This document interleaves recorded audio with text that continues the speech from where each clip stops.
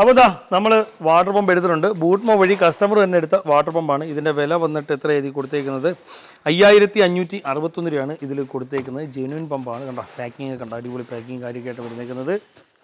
ഇവിടെയൊക്കെ ഒരുമാതിരി വെട്ടിപ്പൊളിച്ച് കണക്ക്. മറ്റേ വാട്ടർ പമ്പ് ഇളക്കി കാണിക്കും മനസ്സിലാവും. കണ്ട വെട്ടിപ്പൊളിച്ച് കണക്ക്. ഇതാ ഇത് മൊത്തം കാണുമ്പോൾ ഇവിടെയൊക്കെ ഒരുമാതിരി മോൾഡിങ്ങിനൊക്കെ കാണുമ്പോൾ തന്നെ മനസ്സിലാവും. ഒരുമാതിരി ഇല്ല ലോക്കൽ സെറ്റപ്പാണ് ഫീൽ ചെയ്യുന്നത്.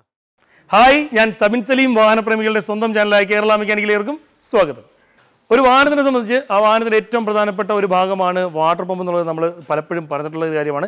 അപ്പോൾ ഈ ഒരു സ്കോർപ്പിയോയുടെ വാട്ടർ പമ്പ് മാറാൻ പോവുകയാണ്. കാരണം എന്ന് വെച്ചാൽ ഷേക്ക് തുടങ്ങിയിട്ടുണ്ട്. അതുകൊണ്ട് തന്നെയാണ് ഇതിൻ്റെ വാട്ടർ പമ്പ് മാറാനായിട്ട് കസ്റ്റമർ തീരുമാനിച്ചതും. അപ്പോൾ നമ്മളിതാ ഈ ഒരു വണ്ടിയുടെ വാട്ടർ പമ്പ് മാറുകയാണ്. നമ്മളെ സുനുവണ്ണൻ്റെ വണ്ടി കേട്ടോ, നമ്മളെ സ്കോർപ്പിയോ.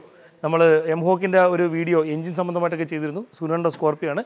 അപ്പം വെൽ മെയിൻറ്റൈൻഡ് ആയിട്ട് കൊണ്ടു നടക്കുന്ന ഒരു വാഹനമാണ് ഈ ഒരു വണ്ടിയാണ്. എത്രയാണ് മോഡൽ? ഇത് 2008 വണ്ടി കേട്ടോ.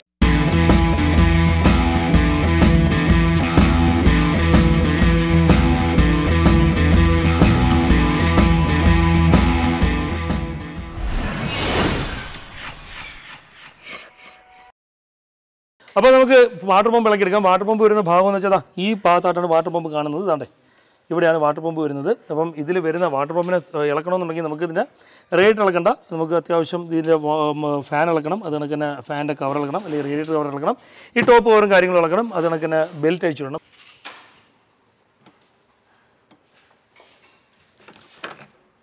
ഒരു ഭംഗിക്ക് ഇളക്കിയാണ് കേട്ടോ ഇത്. ബാറ്ററി ലൈൻ അഴിച്ചു വിടും. ഏത് പണിയാണെങ്കിലും നമ്മൾ ബാറ്ററി ലൈൻ അഴിച്ചു വിട്ടിട്ടേ പണി തുടങ്ങാവുള്ളൂ. കാരണം വെച്ചാൽ എങ്ങാനും എന്തെങ്കിലും കാരണവശാൽ ഷോർട്ടായി കഴിഞ്ഞാൽ പിന്നെ വണ്ടിയുടെ ഉടമസ്ഥന് വേണ്ടി യുദ്ധം നടത്തേണ്ടി വരും. ഇപ്പോൾ നമ്മളിതാ റേഡിയേറ്ററിൻ്റെ ഫാൻ കവർ ഇളക്കിയെടുത്തിട്ടുണ്ട്. ഈ ഫാൻ കവർ വെച്ചേക്കുന്നത് വെച്ചാൽ ആ ഫാൻ്റെ എയർ ഉണ്ടല്ലോ, അത് സൈഡിൽ കൂടെ നഷ്ടപ്പെടാതെ നേരെ കൃത്യമായിട്ട് എല്ലാ ഭാഗത്തും റേഡിയേറ്ററിൻ്റെ എത്താൻ വേണ്ടിയാണ് ഇങ്ങനെ ഒരു കവർ വെച്ചേക്കുന്നത്. ഈ കവർ പൊട്ടാതെ ഭദ്രമായിട്ട് എങ്ങോട്ടും ഒതുക്കി വെക്കാം. ഓക്കെ, ഇനി നമുക്കിതാ ഈ ഒരു ഫാൻ ഇളക്കിയെടുക്കണം. എന്താണ്ടേ ഈ ഒരു റേഡിയേറ്റർ ഫാൻ ഇളക്കിയെടുക്കണം. ഫാൻ ഇളക്കി എടുത്തതിന് ശേഷം ബാക്കിയുള്ള കാര്യങ്ങൾ നിങ്ങൾക്കൊന്ന് കാണിച്ചു തരാം. നമ്മളിപ്പോൾ ഒരു കാരണം വെച്ചാലും ബെൽറ്റ് അഴിച്ചു വിടത്തില്ല. കാരണം എന്ന് വെച്ചാൽ ബെൽറ്റ് അഴിച്ച് വിടുകയാണെങ്കിൽ ആ ഒരു ടെൻഷൻ നഷ്ടപ്പെടും. പിന്നെ നമുക്ക് അടിച്ചിളക്കാൻ വേണ്ടി ബുദ്ധിമുട്ടായിരിക്കും. നമ്മളിനിയിപ്പം അതിൽ കൃത്യമായിട്ടൊരു സ്പാനർ കയറ്റിയിട്ട് ചുറ്റിലൊരു തട്ട് കൊടുത്ത് ലൂസാക്കാൻ പോവുകയാണ് ഫാൻ. ഫാൻ വരുന്നത് വെച്ചാൽ വലിയൊരു നെറ്റോട് കൂടിയാണ് വരുന്നത്. ഇപ്പം ഫാൻ നമുക്ക് ലൂസ് ചെയ്തെടുക്കാം.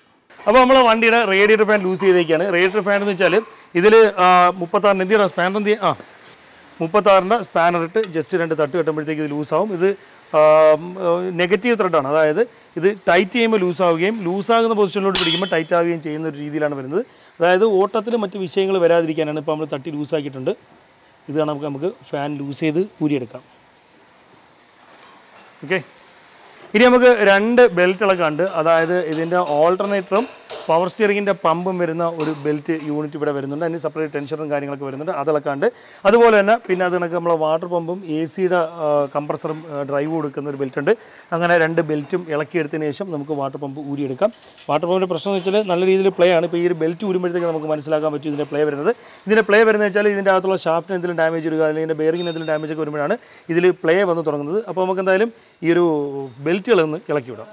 അപ്പോൾ എന്താ ഈ ടെൻഷനർ നമ്മളൊരു ബോൾട്ട് ഇട്ട് ലോക്ക് ചെയ്തിട്ടുണ്ട്. ടെൻഷറിൻ്റെ മുകളിലോട്ട് പിടിച്ചിട്ട് ഇതായത് നമുക്കൊരു ബോൾട്ട് ഇട്ട് ലോക്ക് ചെയ്തിട്ട് ഇതാ നമുക്ക് ബെൽറ്റ് ഇങ്ങനെ സിമ്പിളായിട്ട് ചുമ്മാ ഇങ്ങനെ ഇതുപോലെ ഊരിയെടുക്കാം. അപ്പം ഇതിപ്പോൾ നമ്മൾ റീസെൻ്റ്ലി മാറിയ പുതിയ ബെൽറ്റാണ്. ഇനി അടുത്ത കിടക്കുന്നതാ ഈ ഒരു വാട്ടർ പമ്പിൻ്റെ ബെൽറ്റ് എന്ന് പറഞ്ഞാൽ നമ്മൾ റീപ്ലേസ് ചെയ്തിട്ടില്ല. ബെൽറ്റ് കിട്ടാത്തതുകൊണ്ട് റീപ്ലേസ് ചെയ്തിട്ടില്ല. അതിന് വന്നിട്ട് ഒരു മാനുവൽ അഡ്ജസ്റ്റ്മെൻറ്റ് പുള്ളിയാണ്. ഇത് നമുക്ക് ഓട്ടോ ടെൻഷനറല്ല വരുന്നത്. നമുക്കിനി അതും കൂടെ ഇളക്കി എടുക്കാം. അപ്പോൾ നമ്മൾ വാട്ടർ പമ്പും കംപ്രസറും വരുന്ന ബെൽറ്റും കൂടെ അഴിച്ചെടുത്തിട്ടുണ്ട്. ഇനി നമ്മൾ ഇളക്കാൻ പോകുന്നത് വെച്ചാൽ ഇതിൻ്റെ വാട്ടർ പമ്പാണ്. ഇതിൻ്റെ വാട്ടർ പമ്പിൻ്റെ ഷേക്ക് ഉണക്കി കാണിച്ചു തരാം.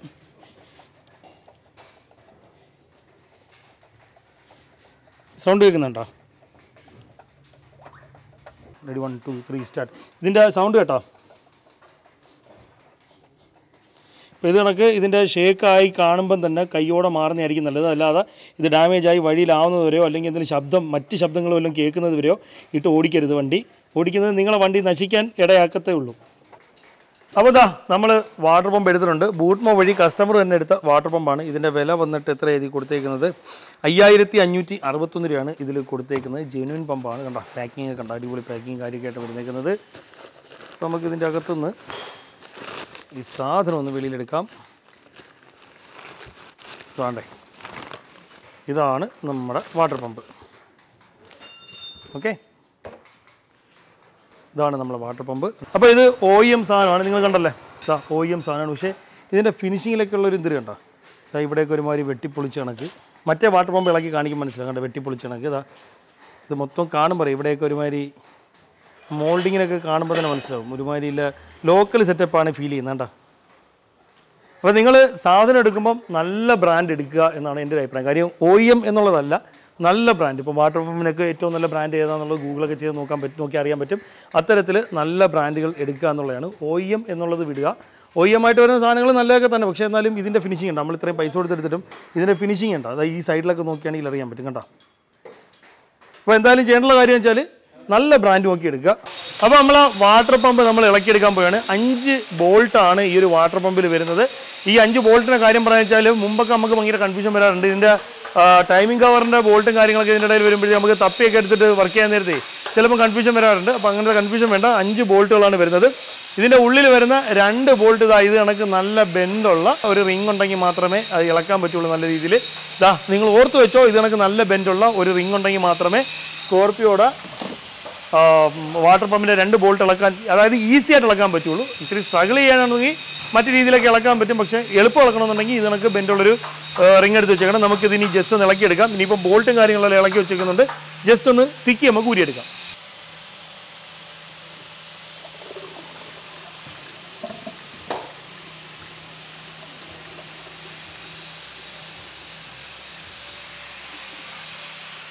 അപ്പം ദാണ്ടേ നമ്മൾ വാട്ടർ പമ്പ് ഊരിയെടുത്തിട്ടുണ്ട്. വാട്ടർ പമ്പ് അങ്ങനെ പ്രത്യേകിച്ച് ലീക്കോ കാര്യങ്ങളോ ഒന്നുമില്ല. പക്ഷേ നല്ല രീതിയിൽ പ്ലേ ഉണ്ടായിരുന്നു.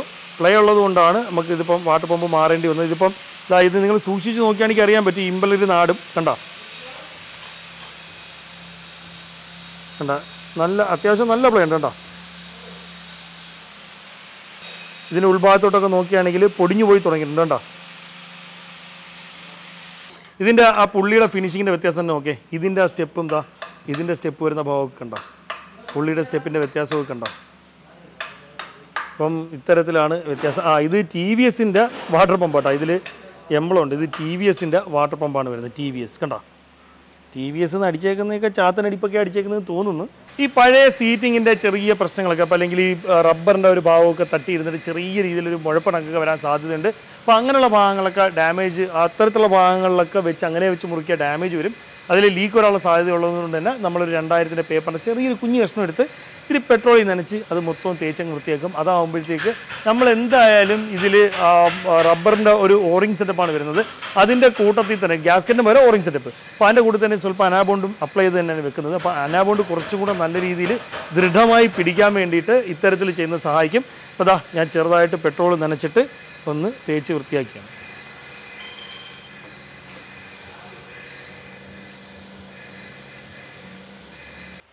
നമ്മളിതൊക്കെ വൃത്തിയായിട്ട് ഇത്തിരി ക്ലീൻ ചെയ്തിട്ട് ഈ ഗ്രൂവിലോട്ടൊക്കെ ചെറിയ രീതിയിൽ ഇങ്ങനെ ബോണ്ട് വെച്ച് തേച്ച് കൊടുക്കും. തേച്ചാൽ മാത്രമേ ആ ഓറിങ് അതിൽ സീറ്റിംഗ് ആവുള്ളൂ. ഓറിങ് ചാടി പോകുന്നില്ലെങ്കിൽ ഇതിൻ്റെ കൂടെ വരുന്നത്. നമുക്കിതാ ഈ ഓറിങ് എടുത്തൊന്ന് സീറ്റിംഗ് ആക്കി കൊടുക്കണം. അപ്പോൾ നമ്മൾ പുതിയ വാട്ടർ പമ്പ് കയറ്റാൻ പോവുകയാണ്.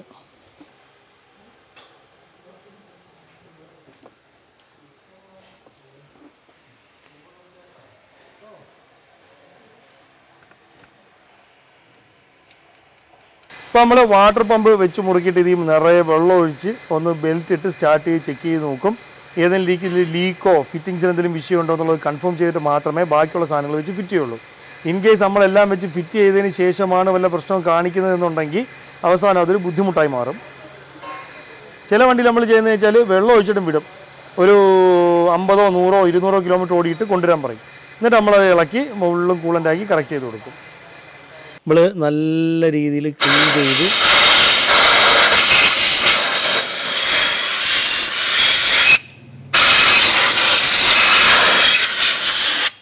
ഓക്കെ പിടിച്ചോ.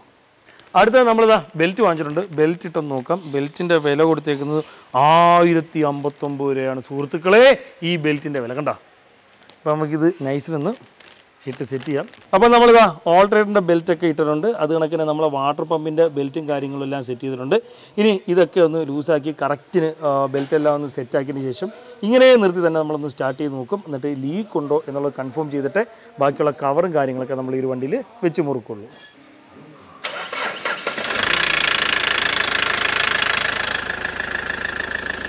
നമ്മളെ റേഡിയേറ്ററിൽ വെള്ളം കുറഞ്ഞിട്ടുണ്ട്. ഇത്തിരി വെള്ളം ഒഴിക്കും.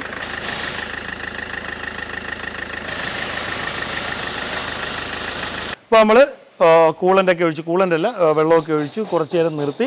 അതിനുശേഷം ലീക്ക് ഉണ്ടോ എന്ന് ചെക്ക് ചെയ്തു. പിന്നെ ബെൽറ്റെല്ലാം ഇട്ട് സ്റ്റാർട്ട് ചെയ്ത് ഒന്ന് ജസ്റ്റ് ഒരു 2 മിനിറ്റ് ഒന്ന് ഓടിച്ചിട്ട്, ഒരുപാട് നേരം പറ്റത്തില്ല, കരിച്ച ഫാനൊന്നും ഫിറ്റ് ചെയ്തിട്ടില്ല. അപ്പോൾ നമ്മൾ ഇതിനിപ്പോൾ ചെയ്യാൻ പോകുന്ന പരിപാടി എന്ന് വെച്ചാൽ ലീക്ക് ഫുള്ളും ചെക്ക് ചെയ്യും. ലീക്കെല്ലാം ഓക്കെ ആണെന്നുണ്ടെങ്കിൽ ബാക്കി എല്ലാ സാധനവും വെച്ച് സെറ്റ് ചെയ്യും. അപ്പോൾ ലീക്കൊന്ന് നോക്കിക്കോട്ടെ.